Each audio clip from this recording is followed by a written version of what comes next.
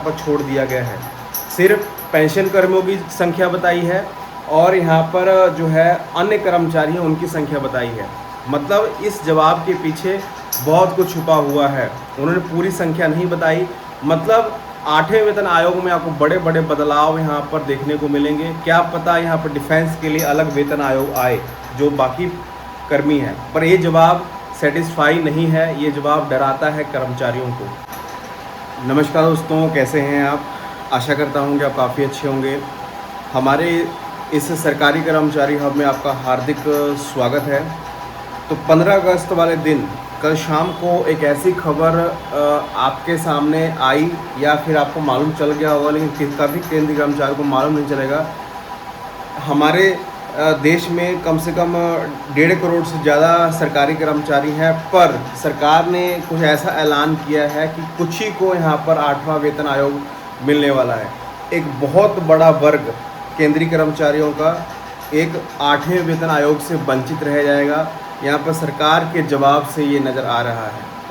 वो आपको मैं जो सरकार ने जवाब दिया है वो दिखाने वाला हूँ। आप देख कर काफ़ी ज़्यादा शॉक हो जाएंगे। 15 अगस्त का उल्लास तो सभी जगह है, लेकिन इस खबर के बाद काफ़ी सनसनी फैलने वाली है। इस खबर को आप पूरा जरूर देखिएगा। साथ में और भी कई घोषणाएं वित्त मंत्रालय ने पेंशनरों के लिए की हैं, अच्छी घोषणाएं की हैं, वो भी आपको देखनी चाहिए। तो इस वीडियो को कंप्लीट आप ज़रूर देखिएगा, ठीक है। हर ऑर्डर आपके लिए बहुत ज़्यादा इम्पोर्टेंट है, ठीक है।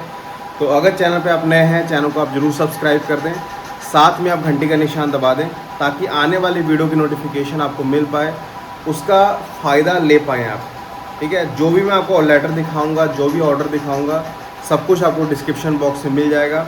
वहाँ से आप डाउनलोड कर सकते हैं और पूरा उसे पढ़ सकते हैं, ठीक है। तो चलिए अपनी हाइलाइट्स को देख लेते हैं। हमारे पास हाइलाइट्स क्या यहाँ पर आई हैं, अपनी स्क्रीन पे आप देख पा रहे होंगे। 15 अगस्त वाले दिन 8 CPC में बड़ा बदलाव, बस इतने एम्प्लॉयज़ को ही मिलेगा 8 CPC प्रूफ के तौर पे जो सरकार ने जवाब दिया है, ठीक है।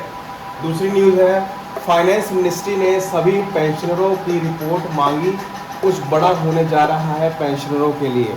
ये वाली मैं खबर बताने वाला हूँ। सरकार ने कल साफ कर दिया कि पेंशन में बदलाव होगा कि नहीं। सभी इस जवाब के बाद हैरान है, ये भी मैं दिखाने वाला हूँ आपको।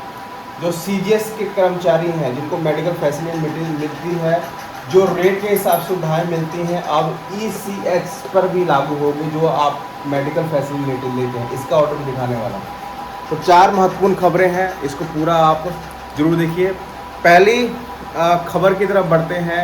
यहाँ पर कल सामने आया, क्योंकि आप सभी जानते हैं कि राज्यसभा और लोकसभा में रोज़ाना क्वेश्चन आंसर सेशन यहाँ पर हो रहे हैं, और इसके बाद सरकार ने ये साफ कर दिया है कि सभी केंद्रीय कर्मचारियों को हम 8वां वेतन नहीं देने वाले। क्यों मैं बता रहा हूँ आपको, देखिए आपको अपनी स्क्रीन पर कुछ क्वेश्चन आंसर सेशन 10 अगस्त का दिख रहा होगा, जहाँ पर मन्ना लाल रावत जी ने क्वेश्चन किया था कि सभी आंसर नहीं दिए। देखिए यहाँ पर जो क्वेश्चन किया था कि हमें जो कर्मचारी हैं जिनको फ़ायदा मिलने वाला है, केंद्रीय कर्मचारी, उनकी संख्या बताइए हमें, ये क्वेश्चन किया था उन्होंने, ठीक है।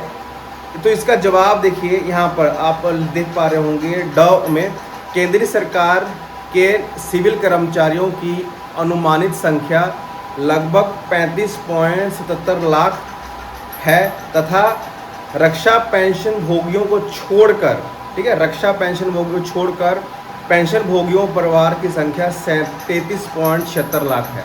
तो बाकी कर्मचारी कहाँ गए? डिफेंस के कर्मचारी कहाँ गए?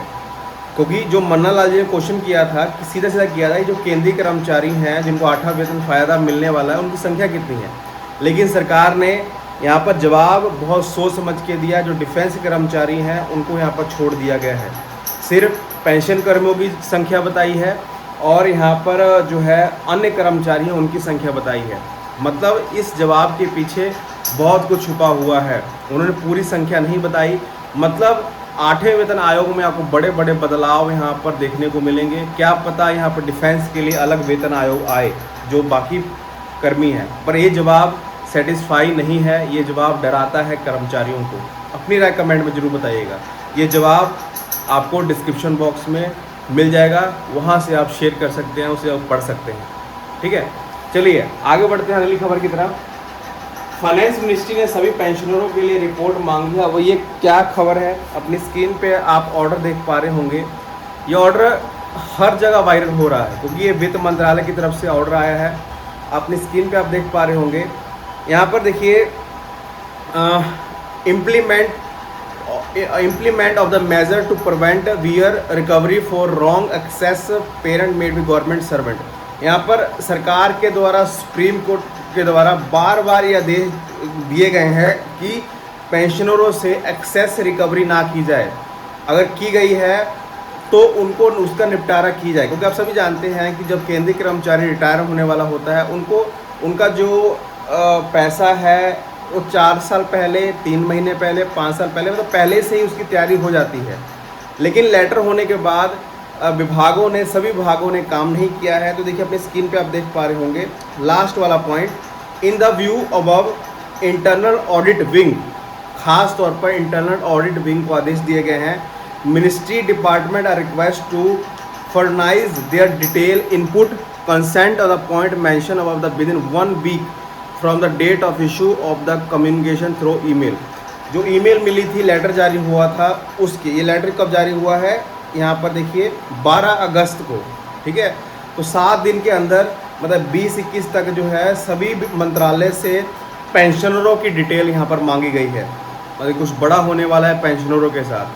बड़ी खबर है क्योंकि जिनकी एक्सेस रिकवरी हुई है, यहाँ पर बताया भी था कि 2 से 3 लाख के करीब जिसकी रिकवरी हुई है उसकी रिकवरी माफ़ हो सकती है। ये बहुत बड़ा आदेश है, शायद इस साल का सबसे बड़ा आदेश हो सकता है। 1 हफ्ते के अंदर सरकार जारी कर दे, ठीक है। ये आपकी कॉपी जो वित्त मंत्रालय की तरफ जारी हुई है आपको डिस्क्रिप्शन बॉक्स में मिल जाएगी, वहाँ से आप उसे डाउनलोड कर सकते हैं। चलिए आगे बढ़ते हैं अगली खबर की तरफ।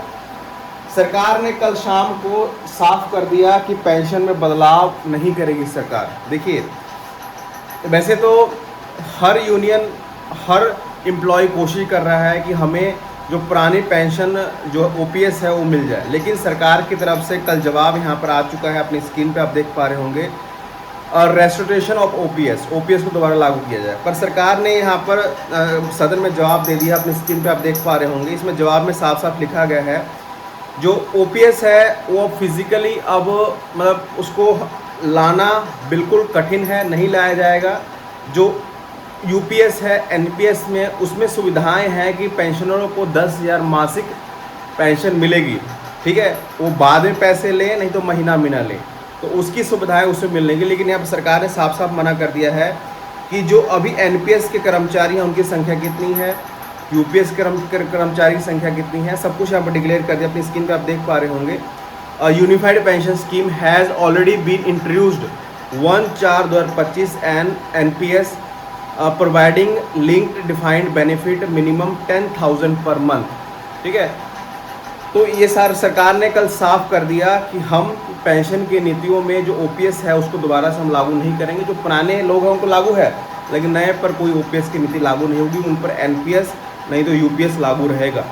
हाँ, हर टाइम चेंज होता रहेगा, हर टाइम ज़्यादा से ज़्यादा बेहतर बनाने की कोशिश होगी जो नए यहाँ पर पेंशन की नीतियाँ हैं। तो सरकार ने साफ साफ यहाँ पर मना कर दिया है कि हम इसको लागू नहीं करने वाले।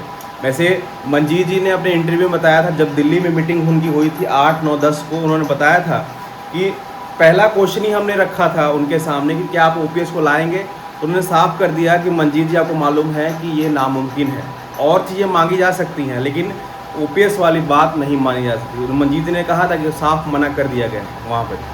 तो आप बिल्कुल निश्चिंत हो जाइए, बिल्कुल यहाँ पर आप दिमाग में बिठा लीजिए कि यहाँ पर ओपीएस नहीं आने वाला, ठीक है। चलिए आगे बढ़ते हैं।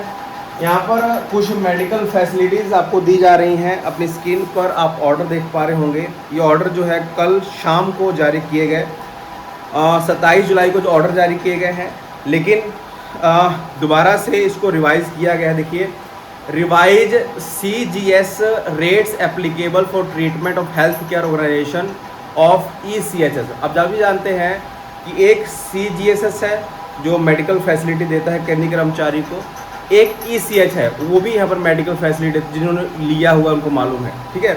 यहाँ पर ऑर्डर जारी किए गए हैं कि 30 सितंबर से जो CGSS के रेट हैं जिसके हिसाब से आप ऑपरेशन करवाते हैं, कोई आप बड़ा इलाज करवाते हैं, कोई सुविधा लेते हैं, उसका पूरा रेट अब उस पर भी लागू होगा। किस पर? ECSS, ठीक है। कहाँ पे? जो मेडिकल हेल्थ ऑर्गेनाइजेशन है ECSS, वो भी आपको उसी रेट से सुविधाएं यहाँ पर देगा। यहाँ पर देखिए मिनिस्ट्री ऑफ डिफेंस ने जारी किया है और सभी डिफेंस कर्मचारियों के लिए जो ECSS के सेंट्रल ऑर्गेनाइजेशन है उसको जारी कर दिया गया। तो ये ऑर्डर आपको डिस्क्रिप्शन बॉक्स में मिल जाएगा। तो 4 महत्वपूर्ण खबरें थी। आप अपनी राय कमेंट में ज़रूर बताइएगा। आप सभी ऑर्डर्स हमारे डिस्क्रिप्शन बॉक्स से डाउनलोड कर सकते हैं। इस वीडियो को पूरा देखने के लिए आपका बहुत बहुत धन्यवाद।